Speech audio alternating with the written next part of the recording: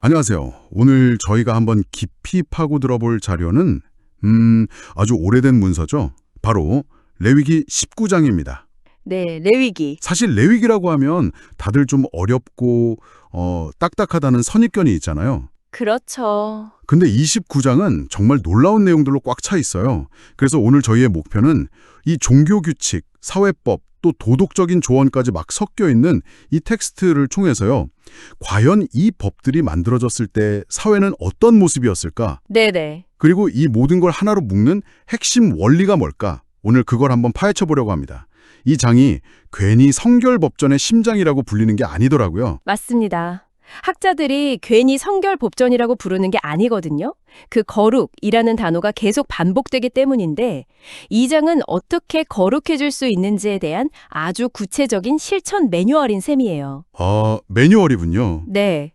언뜻 보면 제사법, 농사법, 상거래법 이게 막 뒤죽박죽 섞인 것 같지만 사실 이걸 다 꿰뚫는 하나의 실이 있습니다. 오, 오늘 저희는 그 실을 한번 찾아 나설 거고요.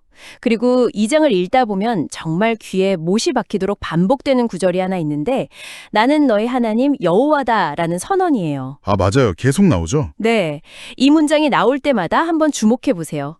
이 모든 법의 동기와 권위를 이해하는 열쇠가 바로 거기에 있거든요. 좋습니다. 그럼 그 핵심 선언부터 시작해 보죠.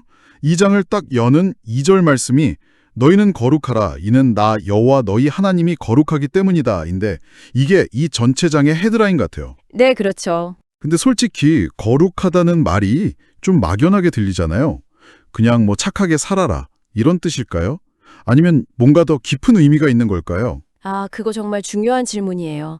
저희가 보통 거룩이라고 하면 뭔가 도덕적으로 완벽하거나 아주 경건한 이미지를 떠올리는데 네, 그렇죠. 여기서의 원어적인 의미는 조금 다릅니다. 핵심은 구별되다, 뭐랄까 분리되다라는 뜻에 훨씬 가까워요. 구별되다. 네, 즉 이 법들은 이스라엘 공동체를 주변의 다른 민족들과는 근본적으로 다른 사회, 아주 독특한 정체성을 가진 집단으로 만들기 위한 청사진이었던 거죠. 개인의 영성 훈련 가이드라기보다는 그러니까 하나의 국가를 만드는 설계도에 더 가까웠다고 할 수 있습니다. 그러니까 be different, 달라져라. 이런 선언이었군요. 단순히 착해져라가 아니라? 네, 바로 그거예요. 그리고 이 구별됨이라는 좀 추상적인 원리는 아주 구체적인 명령들을 통해서 공동체에 뿌리내리게 돼요. 예를 들면요? 예를 들어 3절에서 각 사람은 부모를 경외하라고 하고 30절에서는 내 성소를 귀히 여기라고 하죠. 또 12절에서는 내 이름으로 거짓 맹세해서 내 하나님의 이름을 욕되게 하지 말라고 하고요. 이 명령들은 결국 우리 공동체는 무엇을 존중하고 무엇을 두려워하며 무엇을 중심으로 살아가는지를 명확히 설정해서 다른 문화와 경계선을 긋는 역할을 한 거예요. 그중에서도 저는 32절이 참 인상 깊었어요. 너는 샘머리 앞에서 일어서고 노인의 얼굴을 공경하며 네 하나님을 경외하라. 그 구절. 단순히 마음으로 존경하라는 게 아니라 일어서라라는 구체적인 행동까지 요구하잖아요. 그렇죠. 이 존경이라는 가치를 어떻게 공동체의 문화로 만들려고 했는지 그 의도가 너무 명확히 보여서 맞아요. 추상적인 가치를 눈에 보이는 행동으로 규정한 거죠. 노인을 보고 자리에서 일어나는 그 단순한 행동 하나가 그 사회가 무엇을 중요하게 여기는지를 보여주는 아주 강력한 상징이 되는 거예요. 네네. 이런 행동들이 쌓이고 쌓여서 구별된 문화를 만드는 거고요. 자, 그럼 이 구별됨이라는 원리가 사회 전체 구조에는 어떻게 적용되는지 한번 보죠. 여기서부터 저는 정말 흥미롭더라고요. 네, 사회 정의에 대한 부분이죠. 보통 레위기 하면 제사 의식만 생각하는데 이 19장은 가난한 사람이나 사회적 약자를 돌보는 아주 구체적인 사회법을 담고 있다는 점이 정말 놀라웠어요. 대표적인 게 그 추수법 아닌가요? 네, 9절과 10절에 나오는 법이죠. 밭에 곡식을 거둘 때 모퉁이까지 다 베지 말아라. 네. 떨어진 이삭도 줍지 말라고 해요. 포도도 마찬가지고요. 그걸 전부 가난한 사람과 그 땅에 사는 외국인을 위해서 남겨두라는 거예요. 이게 그냥 기부 좀 하세요 이 정도의 권장사항이 아니라 법으로 딱 정해져 있다는 게 신기해요. 이게 그냥 자선 활동을 권하는 거였을까요? 아니면 그 이상의 의미가 있을까요? 바로 그 지점이 핵심입니다. 이건 자선이 아니에요. 권리에 가깝습니다. 권리요? 네. 대부분의 고대 사회는 부유한 사람의 시혜나 왕의 자비에 의존했잖아요. 그렇죠. 하지만 이 법은 가난한 사람과 외국인이 수확물의 일부에 대해서 법적인 권리를 갖는다고 선언하는 거예요. 와, 그들의 생존을 부자의 선의에 맡기는 게 아니라 아예 경제 시스템의 첫 단계, 그 생산 단계에 그들의 몫을 보장해 놓은 거죠. 이건 권력의 균형을 완전히 바꾸는 정말 급진적인 발상이에요. 자선이 아니라 권리라니 관점이 완전히 달라지네요. 이런 정의에 대한 개념이 다른 분야에서도 나타나나요? 예를 들면 노동법 같은 거요? 물론이죠. 바로 뒤에 13절을 보면 품꾼의 싹을 아침까지 밤새도록 내게 두지 말며 라고 되어 있어요. 아, 요즘 말로 하면 딱 임금 체불 금지법이에요. 하하, 그러네요. 하루 벌어서 하루 먹고 사는 노동자에게 임금을 바로 지급하는 게 얼마나 중요한지 이걸 이미 알고 있었던 거죠. 노동자의 권리를 보호하는 아주 현대적인 개념이 여기에 들어있는 겁니다. 재판에 대한 부분도 정말 놀라웠어요. 15절에 가난한 자의 편을 들지 말며 세력 있는 자라고 두둔하지 말고 공의로 사람을 재판하라. 네, 그 부분도 참. 보통 약자의 편을 들어주는 걸 정의롭다고 생각하기 쉬운데 이 법은 그조차도 경계하네요.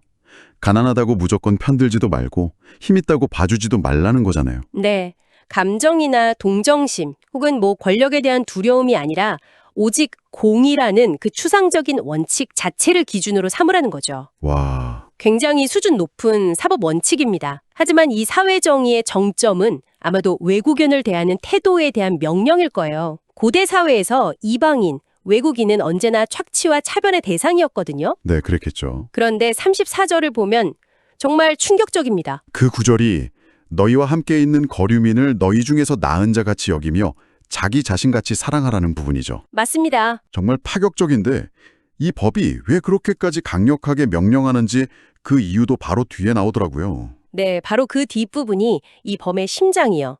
이는 너희도 애굽 땅에서 거류민이 되었음이니라. 아, 이 법이 그냥 하늘에서 뚝 떨어진 차가운 명령이 아니라는 걸 보여주는 거죠. 이건 이스라엘 공동체가 겪었던 고통, 즉 이집트에서 노예이자 이방인으로 살았던 그 서러움과 고난의 기억에 깊이 뿌리내리고 있어요. 그렇군요. 너희도 아파봤으니 너희 땅에 온 나그네를 아프게 하지 마라. 이건 공감과 연대를 법으로 만든 거예요. 자신들의 역사적 트라우마를 윤리적 책임으로 승화시킨 거죠. 와, 트라우마를 윤리적 책임으로 승화시켰다는 표현이 정말 와닿네요. 자, 그럼 이런 큰 사회구조 이야기에서 이제 좀 더 개인적인 관계로 들어가 볼까요? 이 법전이 단순히 사회 시스템만 다루는 게 아니라 사람들 사이의 아주 미세한 관계까지 들여다보는 것 같아요. 그렇죠. 11절에 도둑질하지 말라, 속이지 말라, 서로 거짓말하지 말라. 이런 기본 규칙으로 시작해서요. 훨씬 더 깊은 내면의 영역으로 들어갑니다. 내면의 영역이요? 네, 가장 놀라운 구절 중 하나가 17절인데요. 너는 네 형제를 마음으로 미워하지 말며 이렇게 시작해요. 행동이 아니라 마음으로 미워하지 말라니 법이 사람의 감정까지 다루네요, 이거. 정말 지킬 수 있는 법인가요? 정말 어려운 요구죠. 그런데 더 흥미로운 건 그 다음에 나오는 해결책이에요. 해결책이요? 네, 미워하는 감정을 그냥 억누르라는 게 아니에요. 네 이웃을 반드시 견책하라. 그러면 네가 그에 대하여 죄를 담당하지 아니하리라. 견칙하라. 여기서 견책하라는 건 솔직하게 터놓고 이야기하라. 직접 대면해서 문제를 풀어라. 이런 뜻이에요. 아, 뒤에서 험담하거나 속으로 미워하며 끙끙 앓지 말고. 네, 바로 그거예요. 직접 만나서 갈등을 해결하라는 아주 적극적이고 건강한 관계 해결 방식을 제시하는 거죠. 와, 꽁에 있지 말라는 거네요. 굉장히 적극적으로 관계를 개선하라는 거군요. 맞습니다. 그리고 바로 이런 맥락 속에서 인류 역사상 가장 유명한 구절 중 하나가 등장합니다. 아, 그 구절인가요? 네, 18절 후반부. 내 이웃 사랑하기를 내 자신과 같이 사랑하라. 네. 이 구절이 그냥 좋은 도덕적 조언이 아니라는 게 중요해요. 앞서 나온 도둑질 금지, 거짓말 금지처럼 공동체를 유지하기 위해 반드시 지켜야 할 법으로 선포되고 있는 거거든요. 이것도 법이었군요. 네, 이웃사랑이 공동체의 핵심 법 원리라는 선언이죠. 그러고 보니 그 원리가 시장에까지 적용되는 것 같아요. 36절에 공평한 저울과 공평한 추와 공평한 에바와 공평한 흰을 사용하라고 하잖아요. 맞아요. 도량령을 속이지 말라는 아주 구체적인 상업 윤리 규정이죠. 결국 이웃을 사랑한다는 게 시장에서 물건 팔 때 저울 눈금 하나 속이지 않는 것까지 포함하는 굉장히 현실적이고 구체적인 개념이었네요. 바로 그거죠. 거룩함이나 이웃사랑이 적용되지 않는 예외적인 영역은 없었던 거예요. 공정한 거래는 이웃을 사랑하는 아주 구체적인 표현 방식 중 하나였던 거죠. 자, 그런데 지금까지 이야기한 법들은 대부분 현대적인 관점에서도 고개를 끄덕이게 하는 부분들이었어요. 네, 그렇죠. 하지만 솔직히 말해서 레위기 19장에는 오늘날 우리에게는 정말 이상하게 들리는 규칙들도 꽤 많잖아요. 아, 네, 그렇죠. 예를 들어 19절에 내 가축을 다른 종류와 교배시키지 말며 내 밭에 두 종자를 섞어 뿌리지 말며 두 재료로 직조한 옷을 입지 말라는 법이요. 이거 제 옷장 열어보면 면이랑 폴리에스테르 섞인 옷이 대부분인데 다 불법이 되는 건가요? 하하, 그러게요.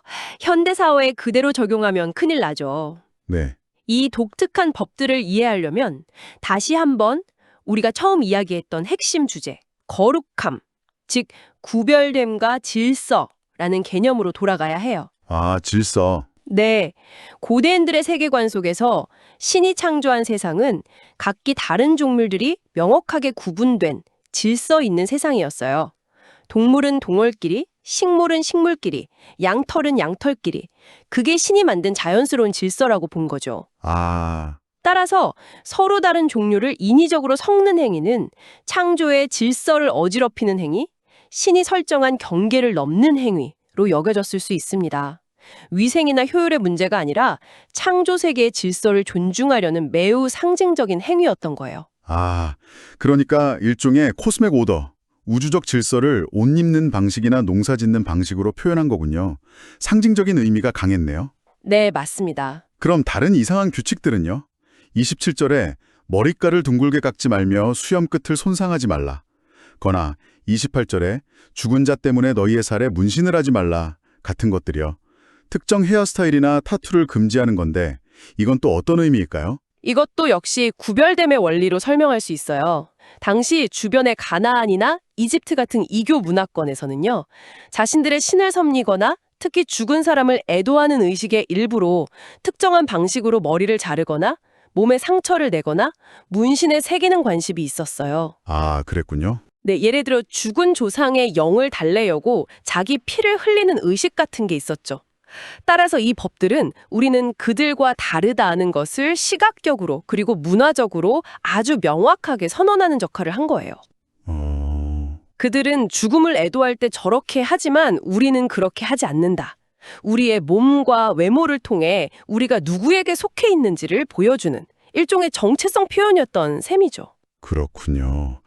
결국 이상해 보이는 규칙들조차도 우리는 누구인가, 그리고 우리는 주변 세계와 어떻게 달라야 하는가라는 큰 질문에 대한 답을 주고 있었던 거네요. 네, 맞아요. 그럼 31절에 나오는 너희는 신접한 자와 박수를 믿지 말며 그들을 추종하여 스스로 더럽히지 말라는 점수를 금지하는 규정은 어떤 의미가 있을까요? 이것도 충성과 구별됨에 관한 아주 직접적인 명령이에요. 삶의 중요한 문제, 미래에 대한 불안함이 있을 때 인도를 어디서 구할 것이냐는 질문을 던지는 거죠. 네. 주변 문화에서는 점술가나 영매를 찾아가는 게 너무나 당연한 일이었어요. 하지만 이 법은 아니, 너희는 그러면 안 된다고 선을 긋는 거예요. 인도를 구할 유일한 대상은 너희의 하나님뿐이라는 선언이죠.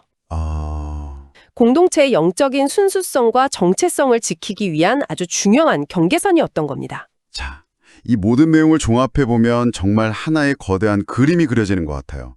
너희는 거룩하라, 또는 이웃을 사랑하라 같은 엄청난 선언에서부터 네, 그렇죠. 농자법, 재판법, 노인공경, 심지어 헤어스타일과 상거래 관행에 이르는 아주 세세한 규칙까지, 이건 말 그대로 한 공동체의 삶 전체를 위한 종합 안내서, 일종의 사회의 헌법과도 같다는 생각이 드네요. 맞아요.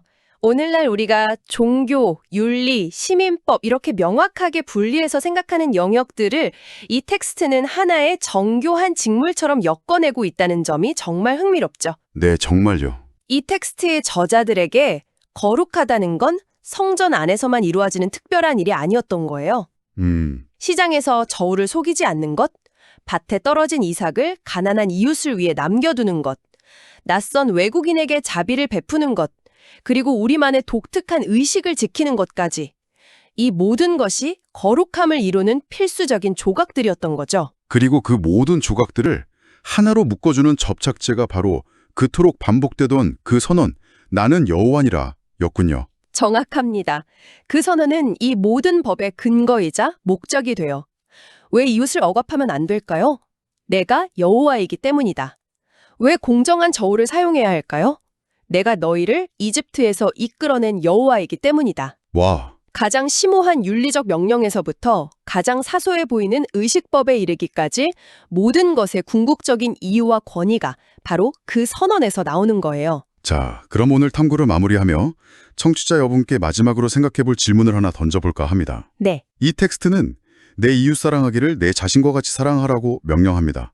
그리고 오늘 우리가 살펴봤듯이 가난한 자를 위한 정의, 공정한 상거래, 외국인에 대한 환대, 심지어 밭을 추수하는 방식까지 네, 그 모든 것들이요. 이 모든 세부적인 법들이 사실은 그 이웃사랑을 구체적으로 어떻게 실천할 것인가에 대한 답변이었어요. 그렇죠. 그렇다면 한번 상상해보는 거죠. 이 단 하나의 원칙, 이웃을 내 몸처럼 사랑하라는 원칙을 오늘날 우리 사회의 법, 경제, 사회 구조의 가장 기초적인 원리로 삼는다면 세상은 어떤 모습일까요? 무엇이 바뀌어야 할까요? 한 번쯤 생각해볼 만한 지문인 것 같습니다.